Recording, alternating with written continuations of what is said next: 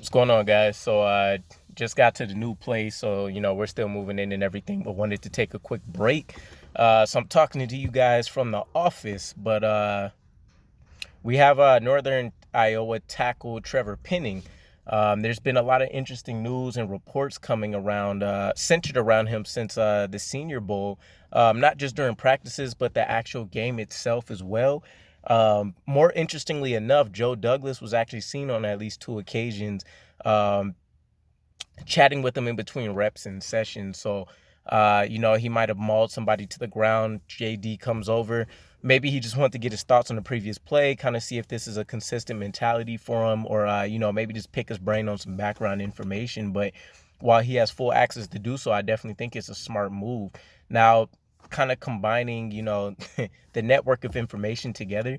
We did also have the recent report that I talked about where we might be potential trade partners with the Pittsburgh Steelers. Um, Potentially moving back to pick 20, giving them our pick number 10, and then maybe we're picking up their second and third rounds. Whatever the combination of picks made will be, but ultimately we would be moving back in the first round, and it might not be too rich of a selection or too high of a pick to select this tackle. Um, it seems like for this particular draft class, not that he's unknown because he was still at worst case scenario, maybe a high second round pick.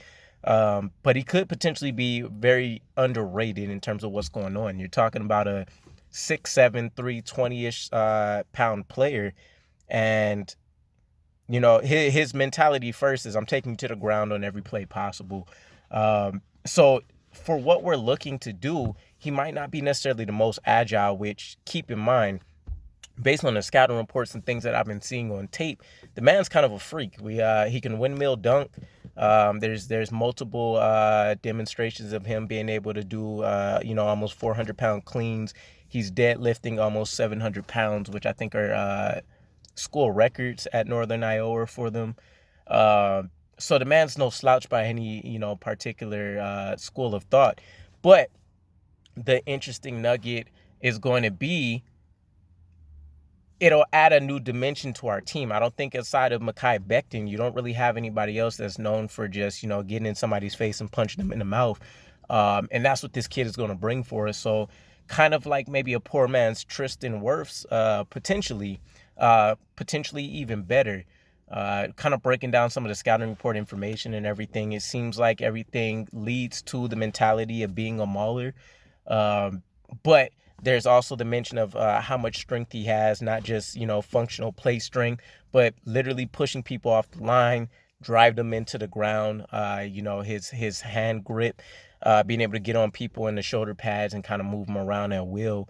And then he has a little bit of giddy up to get to the second level and, punish people there too. So um, things point towards, his stock moving up. And it might just be the perfect marriage of moving back and still being able to select a talented player as insurance, or even better, having a high-end starter to pair with either George Fant or Mekhi Becton for the future. So I'm all for it at the moment. The only negatives that I've seen, again, through scouting reports and game film, he can get a little sloppy with his balance at times. And because he knows how strong and overwhelming he can be, he sometimes gets a little too intentional on trying to punish opponents, which, leads to a little bit of leverage issues. He might force the issue and, whiff on being able to try to get in somebody's shoulder pads here and there. But again, everybody has to keep in mind what they always say. You're not going to find a perfect prospect. Even for the people that come out and, maybe dominate year one and things, there's a lot of stuff on tape there that coaches are going to break down and say, here's the game plan for the offseason. So I'm looking forward to it. We're in full draft mode at the moment, with news coming out left and right, and just hearing about a lot of these prospects. And with so many picks at our disposal, you know, you can't help but be excited about what's going on. Um, Either way, though, so I think, final thoughts here would be Trevor Penning.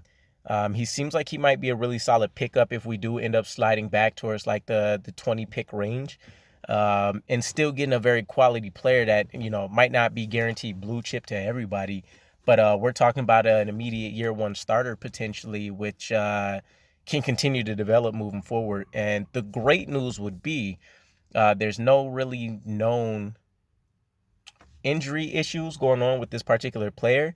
In addition to that, he actually has a little positional versatility because he's been able to play guard a little bit, and I believe he's actually played 1 or 2 games at right tackle as well. So it's just kind of like a win-win-win situation for the Jets if it happens that way. But let me know what you guys think. Again, this is just some info that's dropping from Senior Bowl. So, there's going to be rumors for the next couple months till April hits and the draft actually comes. But I think it would be a smart move for us. We need to continue to ensure we pump in talent on the offensive and defensive lines, and it doesn't get better than anybody, that wants to be in your face and punish the player that's across the field of play for them. But I'll catch you guys again. I got to get back to moving some things around. As always, thanks for the support, and I'll catch up with you guys. Peace.